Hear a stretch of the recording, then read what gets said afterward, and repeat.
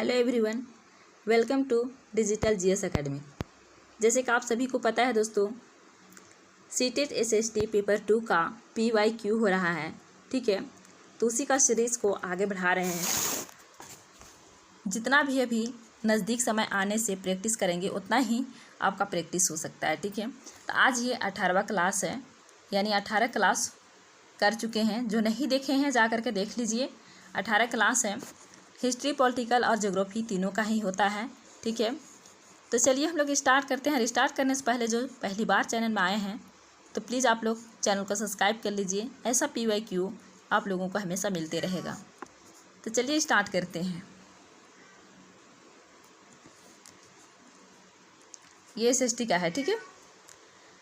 पहला क्वेश्चन है कि पृथ्वी की विभिन्न परतों को यहाँ पर क्रम होगा, ठीक है। क्रम में आंतरिक से बाह्यतम परत का पहचान कीजिए। पृथ्वी एक क्या है दोस्तों? तो एक ये प्याज की तरह है, और प्याज की तरह मतलब एक लच्छा, दो लच्छा, तीन लच्छा ऐसे करके लच्छा है, ठीक है। तो उसी को बोला जा रहा है कि आंतरिक से बाहरी जो है, बाहर की क्रोड है, वहाँ तक पहुँचना है। तो आंतरिक क्रोड कौन हो जाएगा? तो यहाँ पर देखिए, अगर आंतरिक क्रोड है तो सबसे आंतरिक क्रोड आंतरिक ही क्रोड होगा, ठीक है। मान के चलिए ये पृथ्वी है, लेकिन यहाँ पर भी है, यहाँ पर भी है, ऐसे है, ठीक है। यहाँ पर चित्र नहीं लगाए हैं, लेकिन प्लीज़ आप लोग समझने की कोशिश कीजिएगा, ठीक है। तो यहाँ पर जो सबसे आंतरिक क्रोड है वो आंतरिक क्रोड ही कहाएगा, लेकिन यहाँ पर आंतरिक क्रोड नहीं है, इसलिए ये ऑप्शन नहीं होगा। यहाँ पर भी सबसे पहले आंतरिक क्रोड नहीं है तो ये ऑप्शन नहीं होगा, लेकिन C और D में आंतरिक क्रोड है, ठीक है।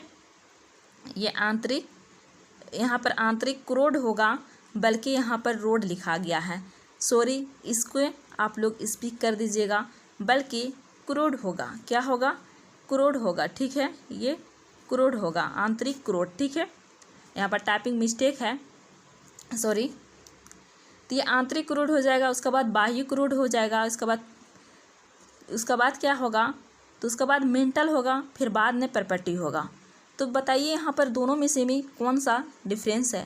तो आप यहाँ पर देख सकते हैं, यहाँ पर सबसे पहले परपटी से बाद में मेंटल है, और मेंटल पहले आना चाहिए, ठीक है, और यहाँ पर परपटी बाद में है। तो यहाँ पर आंसर कौन सा हो जाएगा? तो ये D ऑप्शन हो जाएगा, ठीक है। आंतरिक क्रोड, बाह्य क्रोड और मेंटल और परपटी, ये आंतरिक से बाह्य की ओर पहचानना था, ठीक है ना। तो इसका D ऑप्शन राइट हो जाएगा। चलिए नेक्स्ट क्वेश्चन पर चलते हैं। नेक्स्ट क्वेश्चन है दोस्तों कि अभिकथन A, सूर्य गुजरात में अरुणाचल प्रदेश से लगभग 2 घंटे बाद अस्त होता है। ये बिल्कुल राइट है, 2 घंटे बाद अस्त होता है, ठीक है। कारण, अरुणाचल प्रदेश गुजरात की तुलना में उच्च अक्षांश पर होगा। यहाँ पर कुछ है, उच्च अक्षांश पर होगा, ठीक है। ये उच्च अक्षांश पर स्थित है, ये बिल्कुल राइट है। सही दिए गए विकल्पों से सही विकल्प का चयन कीजिए। जो दिए गए हैं A और B, इसमें से दोनों में से सही है तो सही का चयन कीजिए। लेकिन इसका स्पष्टीकरण A को नहीं कर रहा है R, ठीक है ना। इसको ध्यान रखेंगे, क्या इसकी कारण ऐसा होता है? ऐसा नहीं होता है, ठीक है। तो ये 2 घंटे के बाद अस्त होता है, ये सही है, ठीक है। ये 2 घंटा का डिफरेंस है गुजरात और अरुणाचल प्रदेश के बीच में। ये क्वेश्चन भी बहुत बार रिपीट हो चुका है, तो प्लीज़ आप लोग ध्यान देंगे, ठीक है। तो यहाँ पर A में दिया हुआ है कि A और R दोनों सत्य है और R A की स्पष्ट करता है, तो ये नहीं करता है, ठीक है। B में है कि A और R दोनों सत्य है, लेकिन R A को स्पष्ट नहीं करता है, तो यही ऑप्शन राइट हो जाएगा। मतलब A और R दोनों सही है, पर स्पष्टीकरण सही नहीं है, ठीक है। नेक्स्ट क्वेश्चन है कि दिए गए कथनों A और B को पढ़िए और सही उत्तर का चयन कीजिए। A में है कि मेहरगढ़ पाकिस्तान के बोलन दर्रे के पास एक उपजाऊ मैदान में स्थित है। ये बिल्कुल राइट है, मेहरगढ़ पाकिस्तान के बोलन दर्रे के पास एक उपजाऊ मैदान में उपस्थित है। B में है कि यहाँ खेती और पशुपालन के साक्ष्य पाए जाते हैं, तो ये भी सही है। मतलब ये भी सही है, दोनों ही सही है। जब हम लोग NCERT पढ़ रहे थे तो उस वक्त हम लोग देखे थे, ठीक है ना। तो दोनों क्या है? सही है। तो दोनों ऑप्शन जहाँ पर सही होगा वही ऑप्शन सही हो जाएगा। A में है कि A सत्य है और B असत्य है। B में है कि A असत्य है और B सत्य है, यानी दोनों सही है, तो ये दोनों नहीं हो सकता है। C में देखिए कि A और B दोनों असत्य है, तो ये भी नहीं हो सकता है, क्योंकि दोनों ही कथन क्या है? तो सही है। D में है A और बी दोनों सत्य हैं, यानी डी ऑप्शन क्या हो जाएगा, तो डी ऑप्शन राइट हो जाएगा। ठीक है, अब चलते हैं हम लोग नेक्स्ट क्वेश्चन पर।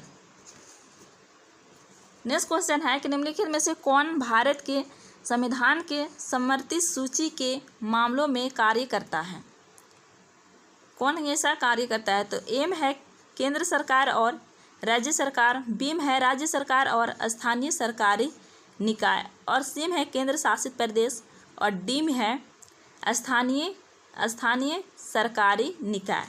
तो बताइए इसमें क्या हो जाएगा सही। तो दोस्तों आपको पता है कि 3 स्तरीय पर बांटा हुआ है, तो सबसे फर्स्ट में केंद्र सरकार, राज्य सरकार और स्थानीय सरकार। ठीक है, तो यहाँ पर कौन हो जाएगा संविधान के समर्थित सूची के बारे में मामलों में, तो ये हो जाएगा ए ऑप्शन, केंद्र सरकार और राज्य सरकार। ठीक है,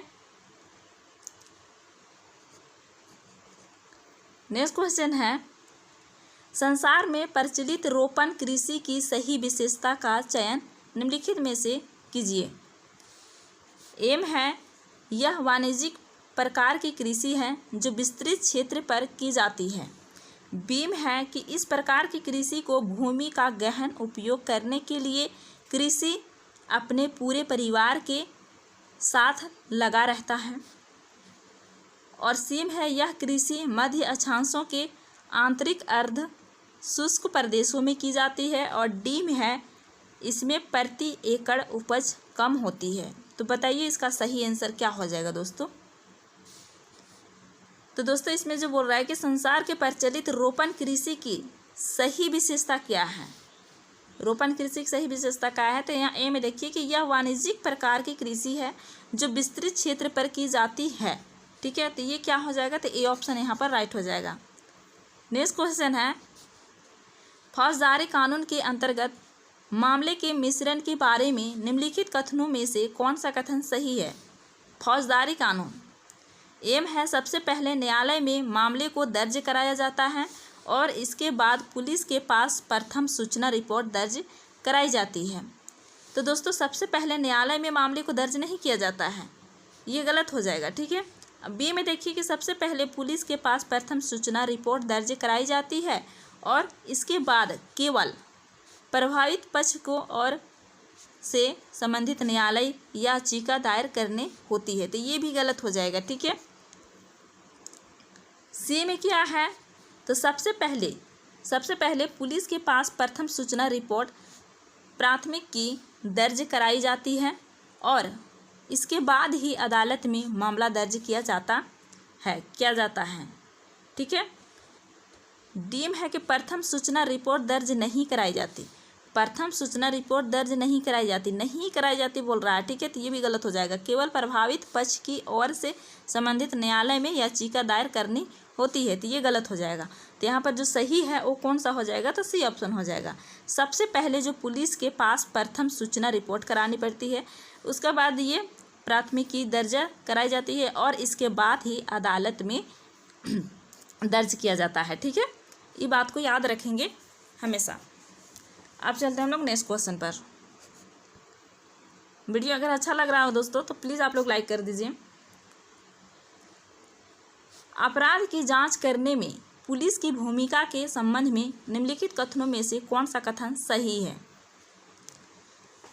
क्या चीज़ बोल रहा है कि अपराध है, ठीक है, उसे जांच करना है, तो इसे पुलिस का क्या भूमिका संबंध है। ठीक है, तो एम है कि अगर पुलिस को ऐसा लगता है कि सबूत आरोपी के दोषी होने के संकेत दे रहा है तो वह अदालत में प्रथम सूचना रिपोर्ट दाखिल कर सकता है। तो जी नहीं, ऐसा नहीं कर सकता है। ठीक है, बीम है कि पुलिस हिरासत में दिए गए इकबालिया बयान को पुलिस आरोपी के खिलाफ सबूत के रूप में इस्तेमाल कर सकती है। इकबालिया बयान अगर दिया गया है तो उसे पुलिस आरोपी के सबूत पर उसे नहीं इस्तेमाल कर सकता है। हो सकता है उसे मार या डर की वजह से ये बयान दिया होगा, इसीलिए ऐसा नहीं किया जा सकता है। ठीक है ना। अब चलिए हम लोग देखते हैं सी में क्या है कि सर्वोच्च न्यायालय के दिशा निर्देश पुलिस को जांच के दौरान किसी को सताने, पीटने, गोली मारने की अनुमति नहीं देते हैं। ये सर्वोच्च जो न्यायालय है दोस्तों, उसके दिशा निर्देश के पुलिस को ये जांच करने के दौरान ना ही उसे मारने पीटने या गोली मारने पीटने सताने का अनुमति नहीं देते हैं। ये ही ऑप्शन राइट हो जाएगा, सी ऑप्शन ही राइट हो जाएगा। ठीक है, अब यहाँ पर बोल रहा है कि कोई व्यक्ति दोषी है या नहीं यह निर्धारित करना पुलिस का काम है। तो जी नहीं दोस्तों, ये निर्दोष साबित करना पुलिस का काम नहीं है, बल्कि ये निर्दोष साबित कौन करता है? तो जज करता है। ठीक है ना, वहाँ पर जो कोर्ट के अंदर लड़ते हैं। ठीक है, तो ये सी ऑप्शन राइट हो जाएगा। ठीक है, अब चलते हैं हम लोग नेक्स्ट क्वेश्चन पर। नेक्स्ट क्वेश्चन है कि मौलिक अधिकारों के विषय में क्या है? तो मौलिक अधिकारों के विषय में निम्नलिखित 2 कथनों पर विचार कीजिए।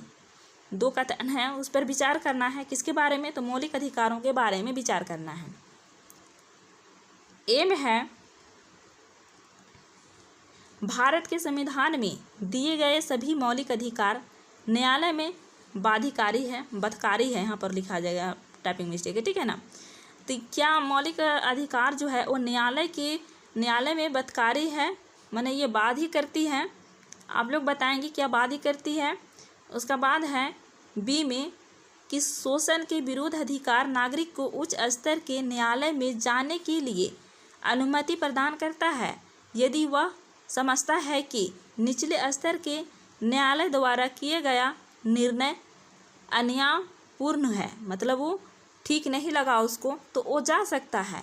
मान के चलिए ये जिला न्यायालय है, अगर जिला न्यायालय ने उसको नहीं संपूर्ण हुआ, उसको लगा कि हम मेरी तरफ से ये गलत है, इसको हमको आगे जाना चाहिए, तो ये हाई कोर्ट जा सकता है। ठीक है, अगर हाई कोर्ट से भी अगर ये संतुष्ट नहीं हुए तो ये कहाँ जा सकता है? तो ये सुप्रीम कोर्ट जा सकता है। ठीक है, तो ये सही हो जाएगा। ठीक है, लेकिन यहाँ पर जो बोल रहा है कि अधिकार न्यायालय का मतलब ये मौलिक अधिकार जो है वो न्यायालय के लिए ये बदकारी है, तो ये नहीं होगा, इसीलिए ए ऑप्शन गलत हो जाएगा और बी सही हो जाएगा। तो जिस भी ऑप्शन में ए गलत है और बी सही होगा वही ऑप्शन राइट हो जाएगा। ठीक है, ए में देखिए, तो ए में है कि ए और बी दोनों सही है, तो जी नहीं, ए गलत है, हमने देखा ए गलत है। ठीक है, बी में है कि ए और बी दोनों गलत है, तो नहीं, बी सही है। ए सही है, बी गलत है, तो बी सही है। उसके बाद ए गलत है और बी सही है। ठीक है, यानी डी ऑप्शन क्या हो जाएगा? तो राइट हो जाएगा। कौन सा ऑप्शन राइट हो जाएगा दोस्तों? तो डी ऑप्शन राइट हो जाएगा। ठीक है, अब चलते हैं हम लोग नेक्स्ट क्वेश्चन पर। नेक्स्ट क्वेश्चन क्या है? नेक्स्ट क्वेश्चन है कि ऋग्वेद के विषय में निम्नलिखित 3 कथनों पर विचार कीजिए और सही उत्तर का चयन कीजिए। ऋग्वेद है, ठीक है, इसका विषय में 3 यहाँ पर कथन दिया हुआ है। ठीक है, उसे विचार करना है और जो सही होगा, ठीक है, जो सही होगा उसे ही चूज़ करना है। तो चलिए देखते हैं कौन सा सही है और कौन सा गलत है। तो एक में देखिए दोस्तों कि यह 3500 वर्ष पूर्व लिखा गया था। जी नहीं दोस्तों, ये 3500 वर्ष पूर्व नहीं लिखा गया था। दूसरा में है किसकी रचनाएं प्राकृतिक में की गई है, तो इसकी रचनाएं प्राकृतिक में नहीं दोस्तों बल्कि ये संस्कृत में की गई है, इसीलिए ये भी गलत हो जाएगा। 3 में है कि इसमें 1000 से अधिक प्रार्थनाएं हैं, ये बिल्कुल राइट है। ये ऋग्वेद के विषय में 1000 से अधिक प्रार्थनाएं हैं, ये बिल्कुल राइट है, बल्कि ये दोनों ही गलत है। क्या है? तो दोनों ही गलत है इसमें। ठीक है, दोनों ही गलत है। तो चलिए जहाँ पर ए सही होगा और दोनों गलत होगा वही कथन सही होगा। ए में है 3 सही है, 1 और 2 गलत है। बी में है 1 गलत है, 2 और 3 सही है। सी में है 1 सही है और 2 और 3 गलत है। डी में है कि 2 सही है और 1 और 3 गलत है। तो 3 सही होना चाहिए। ठीक है, तो यहाँ पर 3 सही है बोल रहा है, लेकिन 1 और 2 गलत है बोल रहा है। ठीक है, 2 और 3 सही है, मतलब यहाँ पर 1 गलत बोल रहा है, 2 और 3 सही बोल रहा है। ठीक है, तो यहाँ पर सिर्फ 3 सही है। तो यहाँ फर्स्ट ऑप्शन में देखिए 3 सही है और 1 और 2 क्या है? तो गलत है। तो इसीलिए इसका ऑप्शन क्या हो जाएगा? ए ऑप्शन राइट हो जाएगा। ठीक है, नेक्स्ट क्वेश्चन है कि मोनाकी पर्वत हवाई द्वीप, इसे हवाई द्वीप भी कहा जाता है। ठीक है, सागर की सतह के नीचे स्थित है और इसकी ऊंचाई एवरेस्ट पर्वत से भी अधिक है। यह निम्नलिखित महासागरों में से किस में स्थित है? एक मोनाकी पर्वत है, ठीक है, जो कि समुंदर के नीचे है, समुंदर के नीचे है, जो एवरेस्ट से भी क्या है दोस्तों? तो ये माउंट एवरेस्ट जो है नेपाल में, तो उससे भी ये ज़्यादा ऊंचा है। ठीक है, तो बताइए ये कौन सा महासागर में स्थित है। तो एम है आर्कटिक महासागर, बी है हिंद महासागर, सी है अटलांटिक महासागर और डी है प्रशांत महासागर। तो बताइए इसमें से में कौन सा महासागर में मोनाकी पर्वत है। तो दोस्तों ये मोनाकी पर्वत जो है वो है प्रशांत महासागर में, और ये सबसे बड़ा महासागर भी है। ठीक है, तो ये प्रशांत महासागर में है। चलिए अब हम लोग नेक्स्ट क्वेश्चन पर चलते हैं। नेक्स्ट क्वेश्चन है कि विनय पिटक एक ग्रंथ है जो अभिलिखित करता है। विनय पिटक क्या है, तो एक ग्रंथ है। ठीक है, वो अभिलिखित करता है। एम है बोधों के नियम, बीम है जैन धर्म की शिक्षाएं और सीम है वैदिक कर्मकांड और डीम है शिक्षकों के मध्य बातचीत। तो बताइए इसका सही आंसर क्या हो जाएगा दोस्तों।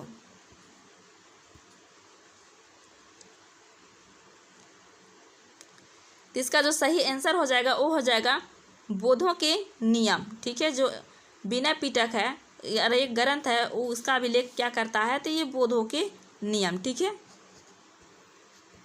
नेक्स्ट क्वेश्चन है कि महापाषाणों के विषय में निम्नलिखित कथनों में से कौन सा कथन सही है। जो सही है उसे चूज करना है। ठीक है, किसके बारे में पूछ रहा है, तो महापाषाण। ठीक है, एम है कि इनका उपयोग दफन करने की जगह को चिन्हित करने के लिए किया जाता था। बीम है यह सभी भूमिगत और दृष्टि से उजल रूप में पाए गए थे। सीम है यह पत्थर के औजार बनाने के लिए कच्चा माल उपलब्ध कराते थे। डीम है यह भारतीय उपमहाद्वीप के उत्तर पश्चिम के संकेंद्रित थे। तो बताइए इसका सही आंसर क्या होगा।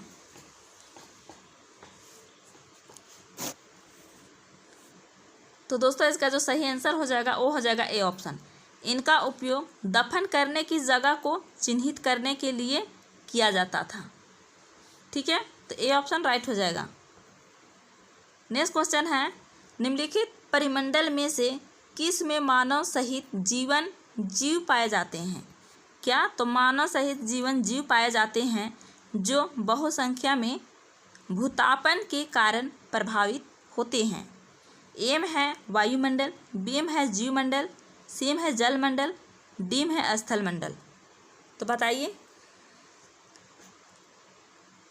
क्या हो जाएगा इसका आंसर।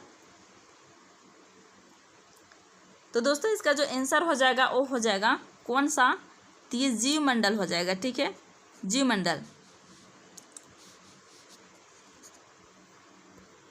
नेक्स्ट क्वेश्चन है निम्नलिखित स्थल रूपों में से किस में खनिज निक्षेपों की प्रचुरता पाई जाती है।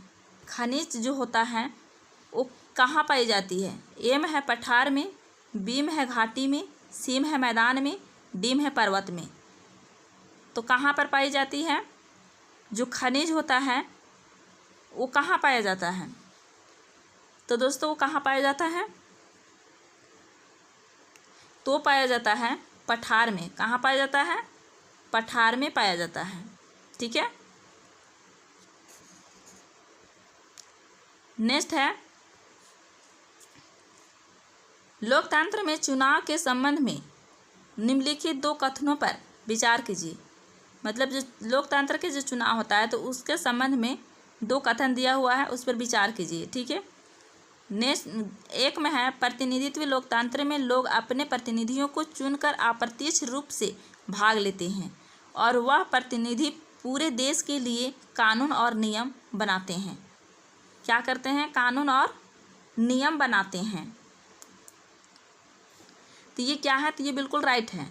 क्या करते हैं कि प्रतिनिधित्व जो है लोकतंत्र में लोग अपने प्रतिनिधियों को चुन करके अप्रत्यक्ष रूप से क्या करते हैं, अप्रत्यक्ष रूप से भाग लेते हैं और वह प्रतिनिधित्व पूरे देश के लिए कानून और नियम बनाते हैं। ये बिल्कुल राइट है। ठीक है, दूसरा में है सरकारें नियमित चुनाव द्वारा बदली जा सकती है।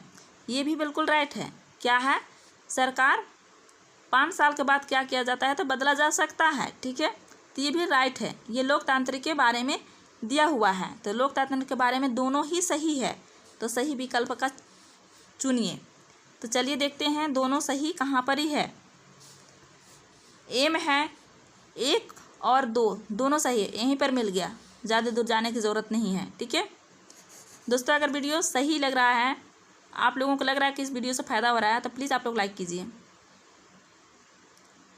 नेक्स्ट क्वेश्चन है, भारत में पंचायती राज्य प्रणाली के संबंध में निम्नलिखित में से कौन सा कथन सही है। यहाँ पर फिर से बोला जा रहा है कि जो सही है उसे चूज कीजिए। ठीक है, एम है संवैधानिक दिशा निर्देशों के अंतर्गत देश के प्रत्येक राज्य में पंचायत के संबंध में अपने कानून होते हैं। बीम है कि ग्राम सभा के सचिव को चुनाव उसके सदस्यों द्वारा किया जाता है। सीम है जिला परिषद पंचायती राज्य प्रणाली का द्वितीय स्तर है। डीम है ग्राम पंचायत की अवधि 4 वर्ष होती है। तो जो यहाँ पर सही है उसे आप चुनिए।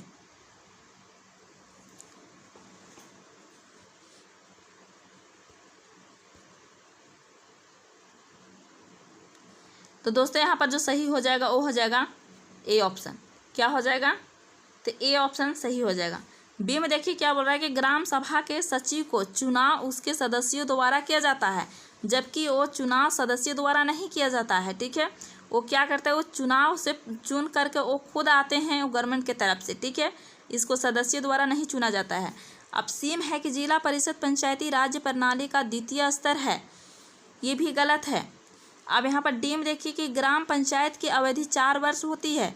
तो दोस्तों ग्राम पंचायत की अवधि 4 वर्ष नहीं बल्कि वो 5 वर्ष होती है। कितने वर्ष होती है, तो 5 वर्ष होती है। ठीक है, इसीलिए तीनों क्या हो जाएगा, तो गलत हो जाएगा, और सही जो है वो ए ऑप्शन सही हो जाएगा। ठीक है, नेक्स्ट क्वेश्चन पर चलते हैं। नेक्स्ट क्वेश्चन है कि गढ़कटंगा के, यहाँ पर गोंड होगा, ठीक है ना, यहाँ पर ड होगा, द लिखा गया है। ठीक है, गढ़कटंगा के गोंड राज्य के संबंध में निम्नलिखित कथनों में से कौन सा कथन सही है। जो सही है उसे चूज करना है दोस्तों। ए में क्या है कि यह राज्य केवल नगरों से बना था। क्या है, यह राज्य केवल नगरों से बना था। तो जी नहीं, यह राज्य केवल नगरों से नहीं बना था बल्कि ये गांव से भी बना था। ठीक है, बीम है यह कमज़ोर बुंदेलों और मराठों के खिलाफ अधिक शक्तिशाली बना, ये भी नहीं होगा। सी में है कि यह एक समृद्ध राज्य था, इसने जंगली हाथियों को पकड़कर और उसको दूसरे राज्यों में निर्यात करके धन कमाया, ये बिल्कुल राइट है। क्या क्या है, धन कमाया। जो हम लोग एनसीईआरटी पढ़ रहे थे उसमें हम लोग साफ हम लोग पढ़े थे। ठीक है ना, तो इसका आंसर हो जाएगा सी ऑप्शन। अब चलते हैं हम लोग नेक्स्ट क्वेश्चन पर। नेक्स्ट क्वेश्चन है कि एलोरा की गुफा 15 का भित्ति चित्र जिसमें विष्णु को नरसिंह अर्थात पुरुष सिंह के रूप में दिखाया गया है कि मतलब ये किस काल की कृति है, किस काल की कृति है। यहाँ पर काल होगा, ठीक है ना, यहाँ पर कल लिखा गया है। ठीक है, ये किस काल की कृति है बोल रही है। एम है गुप्त काल की, बीम है गुर्जर प्रतिहार काल के, और सीम है राष्ट्रकूट काल के, और डीम है चालुक्य काल के। तो बताइए इसमें क्या हो जाएगा सही आंसर। तो इसका जो सही आंसर हो जाएगा दोस्तों वो कौन सा हो जाएगा, तो राष्ट्रकूट काल हो जाएगा। क्या हो जाएगा, राष्ट्रकूट काल हो जाएगा। ठीक है ना, तो चलिए हम लोग नेक्स्ट क्वेश्चन पर चलते हैं। नेक्स्ट क्वेश्चन है निम्नलिखित स्थलाकृतियों में से किस में छत्रक सेल पाए जाते हैं। यहाँ पर जो चारों दिया हुआ है उसमें से छत्रक सेल कहाँ पर पाए जाते हैं। एम है समुद्री गुफा पर, बीम है रेगिस्तान, सीम है डेल्टा, और डीम है हिमनद हिमोड़। तो बताइए इसमें से में कौन सा सही हो जाएगा। दोस्तों जो ये छत्रक सेल होता है वो कैसे होता है, वो पूरी तरह से एक छतरी की तरह होता है। क्या होता है, एक छतरी की तरह होता है, और इधर पूरा रेत की तरह से कट जाता है। पवन जो चलती है तो उसी से कट के जाता है, उसी को छत्रक सेल कहते हैं। और ये पाया कहाँ जाता है, तो ये पाया जाता है रेगिस्तान इलाका में। जैसे कि भारत में कहाँ पाया जाएगा, तो राजस्थान में पाया जाएगा। कहाँ पाया जाएगा, तो ये राजस्थान में पाया जाएगा। ठीक है, राजस्थान में पाया जाता है। नेक्स्ट क्वेश्चन है 1857 के विद्रोह के तत्काल बाद ब्रिटिश सरकार के प्रशासनिक नीतियों में आए परिवर्तनों के संदर्भ में निम्नलिखित 2 कथनों पर विचार कीजिए। मतलब जब 1857 में विद्रोह हुआ, उसके बाद तत्कालीन जो बाद ब्रिटिश सरकार ने प्रशासनिक नीतियों लाए थे, उसमें परिवर्तन किया था। तो कौन सा परिवर्तन था? एक में ब्रिटिश संसद ने 1857 में एक नया कानून पारित किया और ईस्ट इंडिया कंपनी के सभी अधिकार ब्रिटिश साम्राज्य के हाथों में सौंप दिया। ये बिल्कुल राइट है। क्या है, जब 1857 के विद्रोह के बाद में तुरंत क्या किया कि उसने जो कंपनी पहले चला रहा था ना, उसका बाद वो क्या किया, उस अधिकार को ब्रिटिश साम्राज्य के हाथों में सौंप दिया। ठीक है, तो ये बिल्कुल राइट है। बी में देखिए, यहाँ 2 में है कि यह तय किया गया कि सेवा में भारतीय सिपाहियों का अनुपात बढ़ाया जाए तथा यूरोपीय सिपाहियों की संख्या को कम किया जाए। सही विकल्प का चयन कीजिए। तो यहाँ पर गौर कीजिए दोस्तों, ये लोग भारतीय सिपाहियों को बढ़ाने की बात नहीं की थी। ठीक है, इसीलिए ये भी गलत हो जाएगा। तो ए सही होगा और बी गलत होगा। यहाँ पर देखिए ए सही है और 1 सही है, 2 गलत है। ठीक है, तो ये हो जाएगा। तो दोस्तों आज का वीडियो में इतना ही। अगर वीडियो अच्छा लगा हो तो लाइक शेयर और कमेंट करके ज़रूर बताइएगा कि वीडियो कैसा लगा। ठीक है, और जो चैनल में पहली बार आए हैं चैनल को सब्सक्राइब कर लीजिए। ऐसे वीडियो आप लोगों को हमेशा मिलते रहेगा। तो चलिए फिर मिलते हैं नेक्स्ट वीडियो में। वीडियो देखने के लिए थैंक यू।